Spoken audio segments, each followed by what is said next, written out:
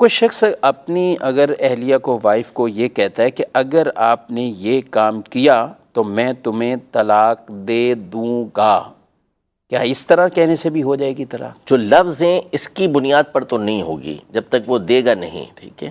باقی اس طرح کے الفاظ استعمال کرنے نہیں چاہیے، کیونکہ بعض لوگوں کی عادت ہوتی ہے کہ بات بات پر یہ الفاظ استعمال کر رہے ہوتے ہیں، کبھی دھمکی دیتے دوں بھی دوں، یا دے دوں گا، یہ کر دوں گا، وہ کر دوں گا. تو جس کی یہ عادت ہوتی ہے نا تو اس کے پھر بول بھی دیتا ہے. یہ بکثرت ہوتا ہے کہ جو اس طرح کا عادی ہوتا ہے اس کے منہ سے پھر نکل جاتا ہے.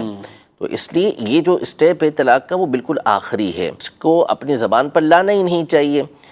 جیسے ایک بات ہم عمومی طور پہ ہمارے فتاویٰ کے اندر بھی یہ سوال آتا ہے کہ میں نے غصے کے اندر طلاق دی ہے. جی بالکل. تو ہم یہ کہتے ہیں کہ طلاق ہوتی ہی غصے کی حالت میں.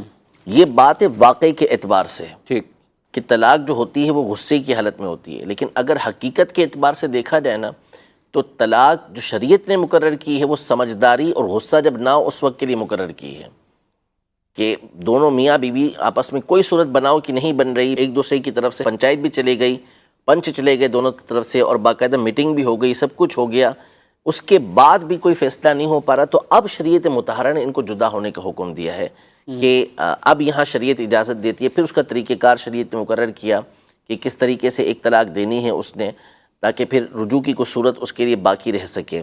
تو حقیقت یہ ہے کہ اگرچہ کہ طلاق دی طلاق غصے کی حالت میں دی جاتی ہے، اور عام غصہ جو ہوتا ہے اس کے اندر طلاق ہو بھی جاتی ہے، عمومی طور پہ جو غصہ ہوتا ہے اس میں طلاق ہو ہی جاتی ہے، لیکن شریعت مطہرہ نے یہ رکھی ہے نکاح کی گرہ کو اٹھانے کے لیے، وہ رشتہ جو مقرر ہوا تھا اس کو ختم کرنے کے لیے شریعت مطہرہ نے اس کو رکھا ہے. لہذا جب یہ اسٹیپ اٹھانا ہو تو پھر آپ پورے ہوش و حواس میں ہوں، اس وقت آپ اس چیز کا فیصلہ کریں. لیکن اس کا مطلب یہ نہیں کہ اگر آپ غصے کی حالت میں طلاق دیں گے تو ہوگی نہیں، ہو پھر بھی جائے گی.